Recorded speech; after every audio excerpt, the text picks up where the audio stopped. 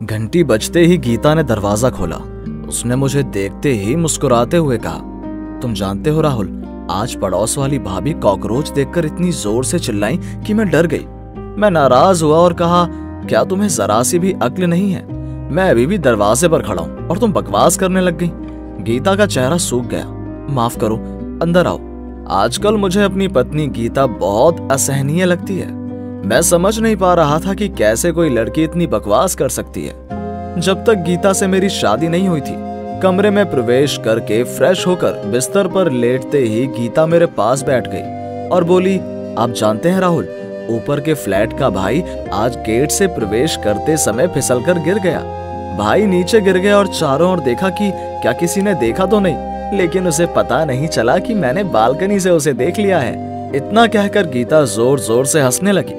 उसकी मुस्कान देखकर ऐसा लगता है कि फिसलना और गिरना दुनिया की सबसे हास्यास्पद बात है। इस वक्त दिल कर रहा है कि मैं अभी उसके गाल पर जोरदार थप्पड़ लगाऊं, पर वो एक लड़की है और उस पर हाथ नहीं उठा सकता। इसलिए मैंने अपने दांत पीस कर अपने गुस्से को शांत किया और गीता से कहा, क्या इन सब को देखे बिना तुम्हारा सारा दिन काम नहीं होता?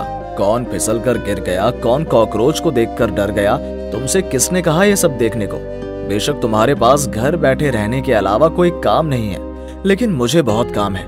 मैं सारा दिन ऑफिस में काम करके बहुत थक कर आता हूँ, तुम्हारी बकवास सुनने नहीं। कृपया अपना मुंह बंद रखो और मुझे थोड़ा अकेला रहने दो। गीता ने कुछ नहीं कहा और चुपचाप दूसरे कमरे में चली गई और मैं गुस्से में बोला, कितनी बेशर्म है ये लड़की, जितना भी बोलूं सुधरती ही नहीं। खुद तो दिन भर कोई काम नहीं करती और जब मैं काम कर घर लौटता हूँ तो बातों से मेरे कान खराब कर देती है। जब मैं रात को खाना खाने बैठा तो गीता ने मेरी तरफ देखा और कहा, राहुल एक बात कहूँ तो नाराज तो नहीं हो जाओगे? मैंने कहा, क्या? गीता ने नीचे देखा और कहा, लंबे समय से घर का टीवी टूटा हुआ है, थोड़ा ठीक करवा सकते हो? इतना सुनते ही मेरा मूड खराब हो गया। मैंने उसे डांटा और कहा, मेरे पास ये सब बकवास करने का समय नहीं है, और अगर टीवी ठीक हो जाए तो क्या होगा? काम नहीं होने के कारण तुम सारा दिन बैठकर हिंदी सीरियल्स देखती रहती हो और अपने पति पर शक करती हो। गीता कुछ नहीं बोली। वो गंभीर चेहरे के साथ रसोई में गई और चिकन के साथ चावल खाना शुरू कर दिया।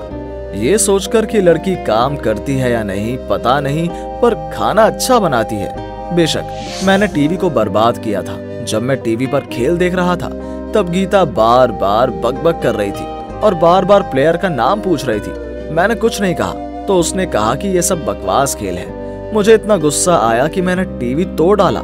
ऑफिस से 5 दिन की छुट्टी मिलने की बात सुनकर गीता ने मुस्कुराते हुए कहा, चलो मेरे पिता के घर चलते हैं, लंबे समय से नहीं गए। मैंने गीता से कहा, तुम कुछ दिनों के लिए घूम आओ, मैं कुछ दिनों के लिए शांति से अकेले रहना चाहता हूँ। मैंने महसूस किया कि गीता को मेरी ये बातें बुरी लगी, लेकिन मैं कुछ नहीं कर सकता था क्योंकि मैं कुछ दिनों के लिए अकेला रहना चाहता था। मुझे गीता की ये असहनीय बकबक अब और नहीं सुननी है। दोपहर में गीता चली जाती है। मैंने रात को अपने दोस्तों को फोन किया और खूब पार्टी की। मैं सुबह उठा तो देखा कि रात में दोस्तों के साथ पार्टी करने से पूरा घर गंदा हुआ पड़ा है। मैंने मन ही मन सोचा, पहले मैं 1 कप चाय फिर सब कुछ साफ कर देता हूँ। पर मुझे नहीं पता कि रसोई में चाय की पत्ती कहाँ है, चीनी कहाँ है। 1 कप चाय बनाने के लिए मुझे 4 बार गीता को फोन करना पड़ा। गीता ने मुझे बताया कि वो सब कहाँ है। सब कुछ पाकर भी 20 मिनट लगते थे 1 कप चाय बनाने में, लेकिन गीता चाय देने में सिर्फ 5 मिनट लेती थी और मेरा मूड खराब हो जाता था। मैं गुस्से में चाय का कप तोड़ देता था। घर की सफाई के दौरान मेरी तबीयत और बिगड़ गई। जब मैं फर्श की सफाई करता हूँ तो देखता हूँ कि मैं अपनी कमर के बल सीधा नहीं खड़ा हो सकता। गीले फर्श पर चलने के परिणाम स्वरूप फर्श को सुखाने के बाद मैंने देखा कि पूरे फर्श पर पैरों के निशान थे। मुझे फिर से फर्श साफ करने के लिए मजबूर होना पड़ा। खाना बनाते समय मेरी हालत खराब हो गई। ये मिर्च पाउडर लाओ, हल्दी पाउडर लाओ और भी चीज फ्रिज से लाओ, इस तरह मेरा सर घूमने लगा जैसे मैं किचन और डाइनिंग रूम में घूम रहा था। मुश्किल से खाना बनाने के बाद जब मैंने कपड़े धोने शुरू किए तो फिर मैंने रंगीन कपड़ों को सफेद कपड़ों के साथ भिगो दिया, तो सफेद शर्ट रंग के कारण पूरी खराब हो गई। काफी कोशिशों के बाद भी दाग नहीं गया। दोपहर के भोजन के बाद शरीर अब काम नहीं कर रहा था, तब भी मैंने बड़ी मुश्किल से बर्तन साफ किए। फिर मैं बिस्तर पर गया और सो गया। जागने के बाद कुछ भी अच्छा नहीं लग रहा था। मैंने सोचा कि थोड़ा टीवी पर खेल देखूंगा, लेकिन मैंने ध्यान ही नहीं दिया कि टीवी तो खराब हो गया है। शाम के बाद मन ही मन रोना आ रहा था। मैं बहुत असहाय और अकेला महसूस कर रहा था।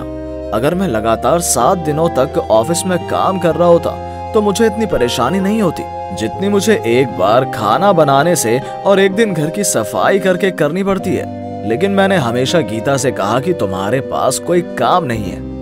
पहले दिन से ही मुझे एहसास हो गया कि अकेले समय बिताना कितना मुश्किल है। घर में टीवी तक नहीं था कि गीता काम करने के बाद टीवी देखकर कुछ समय बिताए। मैं दिन भर ऑफिस में काम करता हूँ, मैं अपने साथियों से बहुत बातें करता हूँ, लेकिन गीता से बात करने वाला कोई नहीं था। दिन भर वो मुझे बताने के लिए शब्द इकट्ठा करती थी, लेकिन मैंने उसकी एक नहीं सुनी। ऐसे में पहले दिन से ही मेरी सांसें फूलने लगी। लेकिन गीता दिन ब दिन इस तरह से गुजरी है। रात 12:48 पर मैं गीता के घर के सामने खड़ा हूँ। जैसे ही उसने गीता को फोन पर नीचे आने को कहा, वो झट से नीचे उतर आई। मुझे देखकर हाफते हुए बोली, क्या हुआ राहुल, तुम ठीक हो? इतनी देर रात को आए?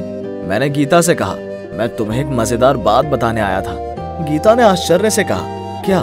मैंने मुस्कुराकर कहा, ऊपर फ्लैट का भाई आज भी गेट से प्रवेश करते समय फिसल कर गिर गया। मेरी बात सुनकर गीता नाराज हो गई। ये बकवास सुनाने के लिए आपने मुझे इतनी देर रात नीचे उतारा। मैंने जल्दी में अपने जूते भी नहीं पहने। उसी समय सास भी नीचे आ गई। ससुर ने मेरी ओर देखा और कहा, बेटा क्या हुआ, इतनी देर रात आए? मैंने कहा, पापा मैं गीता को लेने आया था। ससुर ने आश्चर्य से कहा, इसलिए इतनी रात को? तब सास ने ससुर के कान में कुछ कहा तो सुनकर ससुर जी मुस्कुराए और बोले, ठीक है बेटा, लेकिन तुम चाहो तो हमारे घर में रह सकते हो।